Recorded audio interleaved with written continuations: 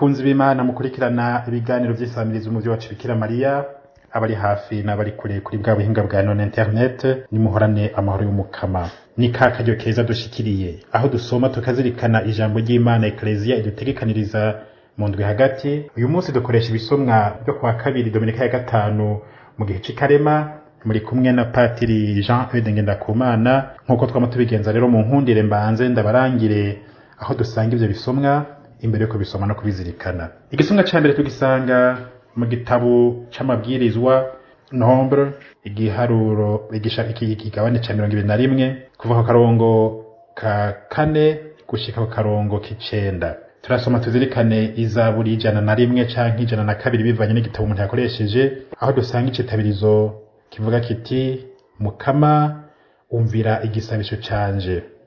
Turasoma tuzirikane inkuru nziza dusanga kwa Yohani Mweranda ikigabane c'8 akarongo ka 21 gushika ku karongo ka 30. Tubanze tuzirika dusome ivyo bisomwa vyera ndatuvyumvirize. Ivyo dusoma mu gitabo c'amabwirizwa. Mu gihe Abanyisirayeli bagendera mu gahinga, barabuze umutima barihebura. Bidogera Imana na Musa bati, mwadukuye mu Misiri ngo dupfire muri aka gahinga katagira umukate n'amazi. Twatewe iseseme n'aka gaheza. Umukama rero atuma inzoka zikaze kubakomora, benshi muri bo barapfa. Baraheza babarira Musa bati, twaracumuye ku Mukama no kuri wewe, dusabire Umukama dukize izo nzoka. Musa arabatakambira, Umukama nawe abarira Musa ati, curisha inzoka isa nazo uheze uyimanike ku giti, uwuzokomorwa wese akayiraba azocakira. Musa aca acurisha inzoka y'icuma ayimanika ku giti,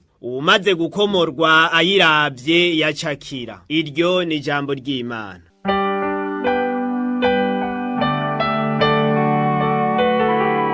Mukama umvira igisabisho canje. Mukama umvira igisabisho canje.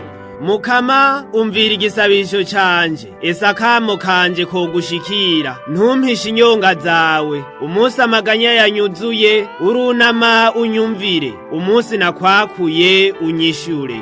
Mukama umvira igisabisho canje. Ibihugu vyose bizotinya izina ry'Umukama, abami bo kw'isi bubaha inganji yiwe. Igihe Umukama azosubirira kubaka Siyoni, igihe bazomubonera mu nganji yiwe, igihe azokumviriza igisabisho c'abarushwa, ntanegure ico bamusavye.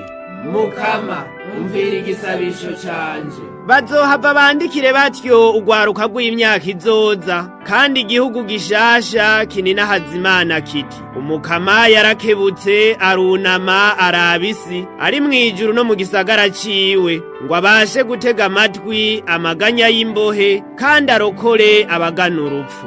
Mukama umvira igisabisho canje.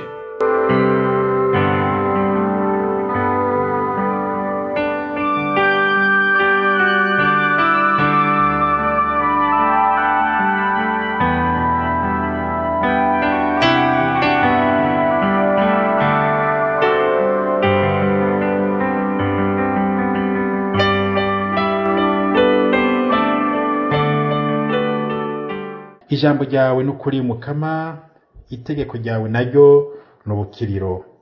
Imbuto ni ijambo ry'Imana, umubivyi ni Kristo, umwemera wese azoramba imyaka yose. Ijambo ryawe n'ukuri Mukama, itegeko ryawe naryo n'ubukiriro.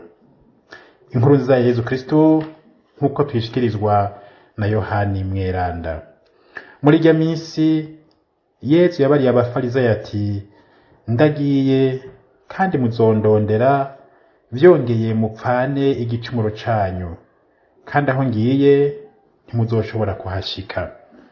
Abayahudi rero niko kuvugana bati, mbega aza kwiyahura kwavuga ngo iyo nja ntimuri buhashike? Nawe arababwira ati, mwebwe murabo kw'isi, jewe ndi uwo mwijuru. Mwebwe murabiyisi, jeho sindi uw'iyisi. Nico gituma nababwiye ko muzopfana ibicumuro vyanyu, kuko nimutemera ko ndi uwuriho muzopfana ibicumuro vyanyu.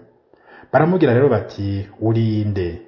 Yezu arabishura ati ndazi rwose ico ndababwira, mfise ibibaraba vyinshi novuga kandi noshinga mu rubanza, ariko uwantumye nimvuga kuri, bisubiye ivyo yambwiye nivyo mvuga kw'isi. Nabo ntibamenye ko ababwira se.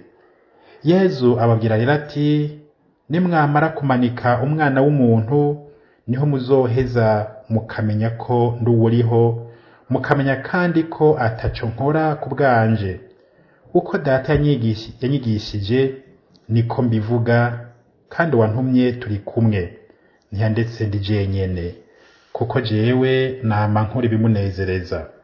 Avuze ivyo benshi baramwemera.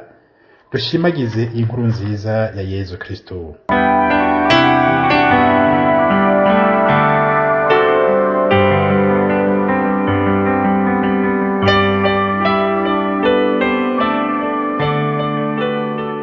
Bakunzi b'Imana, turaheje kumviriza ibisomwa Eklezia dutekaniriza kuri wa kabiri Dominika ya gatanu w'ikarema. None mu nkundire dushire hamwe tubanze tubizirikane. Ivyo bisomwa uyu munsi biza bishimikira ku kinyegezwa c'umusaraba. Nico novuga nti kiza kigaruka ku mwanya. No mu gisomwa ca mbere ivyo twumvise mu gitabo c'amabwirizwa, turumva yuko iyi nzoka yamanitswe duheze tugategera ko yaje ibura Yezu Kristo yahavuye akamanikwa ku musaraba. Mu gahinga abanyisirayeli baridogeye Imana, barushe bananiwe, biranka ko bigumya, baridogera Imana na Musa bati watuzanye muri aka gahinga, none turiko turicwa n'inzara n'inyota. Bavukanye, ubwo ako widoga ku munsi ni kangahe? Ako nidoga ku munsi ni kangahe? Kandi iyo umuntu yidoga harahatibuka ivyiza vyaje imbere. Mbere widogera uwundi haraho utibuka yuko hari ikiza yigeza gukorana n'umunsi wa rimwe, ukibagira vyose, ukarengerwa n'amagorwa, ukarengerwa n'ububabare, ukamwidogera, mbere hamwe n'ico mushikira kibi umenga wohavunezerwa. Ariko abavukanyi ntitumere nk'abanyisirayeli boyibagira ivy'Imana yabakoreye. Barabuze amazi gatoyi, barabuze n'ivyo barya akanya gatoyi, ariko batanguye kwibuka ivyo bakorewe n'umwansi mu buja, baribagira ivy'Imana yabakoreye mu bugaragwa, na ya mazi yava gitandara bayibagiye, na ya mana barya mu gahinga ikoroka babona ku munsi batobora atani nguvu bashizemwe, batarimye bakarya batarimye bagasarura aho batarimye bavyibagiye. Ubu ariko baridogera Imana na Musa mu kanya gatoyi. Ikigufatiye ku ndabavukanyi kiba kigutwaye. Uyu munsi dutangure kumenyera kwigumya umwe wese arabe iciza Imana yamukoreye, arabe iciza mugenzi we yamukoreye, akizirikane naho yo bari mu magogo uwo munsi. Ntuhave wibagira ivy'Imana yagukoreye, ntiwibagire ivyo mugenzi yagukoreye, ngo uhave urengerwa, utwagwe, uhave ushika mbere no gukora ikibi. Umukama radufashe. Abanyisirayeli rero bariko baragenda, ico gihugu ca Isirayeli n'igihugu ciwacu. N'umwe wese muri twebwe n'umutima w'umwe, ibiri muri aba nivyo biri no muri bariya. Nanone bavuga ngo akari mu mpene niko kari no mu ntama. Yezu rero uyu munsi araza kutwereka ingene bikosora mu nkuru nziza. Abanyisirayeli rero bamaze kwidoga, umukama arabona yuko bidoze, arabakubita kanwafi, araheza reka inzoka zikomorana zirabakomora. Bavukanye, ntawe aca avuga ko inzoka ari Yezu ari umukama yazirungitse. Hariho abaca bibaza ngo ni umukama yazirungitse kugira ngo basigure bavuga bati Imana irakora ikibi. Oya, haba namba. Ahubwo izi nzoka Imana yarazibakingiye kuva kera. Uyu munsi novuga ntiravye hirya gatoyi zica zitangura kubakomora. Iciza urakibona iyo wakibuze. Iyo ikintu kibuze haraho utangura kubona ko bwawe ndicari ciza. Imana uyigiye kure niho utangura kubona yuko mu buzima bwawe Imana uyibuze uba wapfuye. Imana rero yarabakingiye izo nzoka mu gahinga, kuko bamye bacamwe ku gahinga ziriyo, ntizadutse uwo munsi, ntiziremwe uwo munsi, ariko Imana yazibakingiye. Uyu munsi kubera imyidogo bagiye kuri y'Imana, bagiye mu nzira Imana itabaciriye, baciye mu nzira rero imwe inzoka zirabakomora. Ugiye kure y'Imana abagiye kuribwa n'izo nzoka zikomora. Ariko bavukanyi, Imana iguma iri hafi yacu n'ubundi. Yumvise amaborogo yabo bakomogwa, Imana ivuga iti, Musa curisha inzoka isa nazo uyimanike, uwuzoheza akararamura amaso akaraba iyo nzoka azokira. Kuraramura amaso iyo nzoka abavukanyi yacurishijwe nticari ikigirwamana haba namba, kandi abantu mwobimenye yuko ikigirwamana nico cyose gisubirira Imana, ahubwo kikaguzibira amaso ntusubire kurenza aho ngo ubone Imana, ahubwo ugasanga nico nyene wise Imana. Oya, ibyo tukoresha by'ibigereranyo by'ibishusho n'ibindi si bigirwamana, ahubwo nibidufasha kurenza amaso kure ducishije kuri ibyo tubona, kugira ngo tubone Imana mu bweranda bwayo. Kuko umutima wacu n'umubiri wacu mu gihe tugikozwe nk'uko tumeze, turakenera ibidufasha gukirurutsa umutima. Iyo nzoka rero yayishyizwe ahantu, Imana ibabwira iti, nimuraramura amaso. Bavukanye kuraramura amaso ni ikintu gihambaye. Ntimusubire kuraba kuri mwebwe nyene, ntimusubire kuraba inguvu zanyu kuri mwebwe muhambaye, daramura amaso murabe mwijuru, mubone ko Imana yanyu ihambaye. Mureke kwiraba. Na twebwe kenshi iyo dutanguye kwiraba tugaharura ku nguvu zacu, tuca tugwa muri esheke, usanga byatunaniye, ariko dutangura kubona umenga twararamura amaso kubera vyanse. Oya, nturindire ko vyanka, nturindire kubona yuko inguvu zawe zidakwiye kugira ngo uraramura amaso. Uyu munsi nakaryo kuko umukama uheza ukamuraba mbere cyane cyane uciye kuri ivyo bimenyetso yaduhaye, umusaraba. Wa musaraba rero twumva muri ya nkuru nziza Yesu avuga ati, nimwamara kumanika umwana w'umuntu. Iyi nkuru nziza Yesu Kristo turumva yuko yabivuze nawe nyene iki gisomwa cyo mu mabwirizwa akizi. Iki gisomwa rero agisomye c'inzoka yo mu gahinga, kandi noneho niwe yabikoze, kuko murazi yuko mbere na mbere hose yarariho, ntiyigeze abatahari. None rero Yesu avuze ati, nimwamara kumanika umwana w'umuntu. Ya nzoka yamanikwa tukayihanga, hanyuma tugakira ibicumuro byose, tugakira ibikomere by'inzoka zadukomerekeje.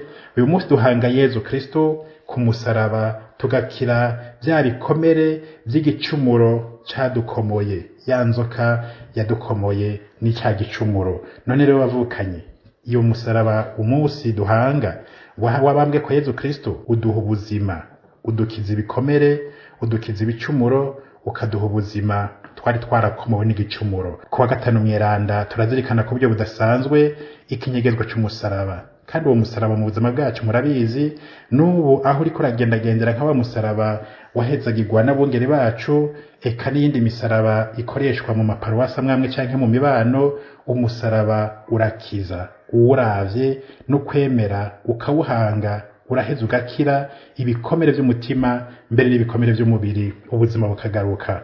None bavukanye uwo munsi, umukama dufashe nitube nk'aba abanyisirayeli, nitube nk'aba bayahudi Yesu ariko ababwira ati, muzopfana igicumuro kubera batemera Yesu. Igicumuro nyagicumuro gihambaye ni ukutemera Yesu, kandi utamwemera n'uwo musaraba ntiwogukiza, kuko ntiwoja guhanga umusaraba Yesu yabambwe ko utemera Yesu. Urumva yuko urukiza ruba ruguciye iruhande. Umukama dufashe rero uyu munsi mu buzima bwacu bwa misi yose, twame twitura uwo musaraba, twame tuwahanga nk'ako nk'abanyisirayeli bakira bahanze igiti camanitswe kw'inzoka yacuzwe, hanyuma bagakira ubumara. Natwe aho igicumuro cavuye niho n'urukiza ruva. Igicumuro cavuye ku muntu, none n'urukiza rwaje ruvuye kuri Yesu Kristo, yabaye umuntu kugira ngo apfe hanyuma azuke adukiza igicumuro. None bavukanye umukama bafashe, benda bipfuriza mbere kuzohimbaza neza wa gatanu mweranda, dusubira kuzirikana iki gisomwa ingene Yesu Kristo ari we yamanitswe kugira ngo dukire ubumara bwose bw'igicumuro. Mwari kumwe na Padiri Jean Eudes Ndakumana, ndabasigaranye umuhezagiro w'Imana ku izina rya Data n'irya Mwana n'irya Mutima Mweranda. Amen.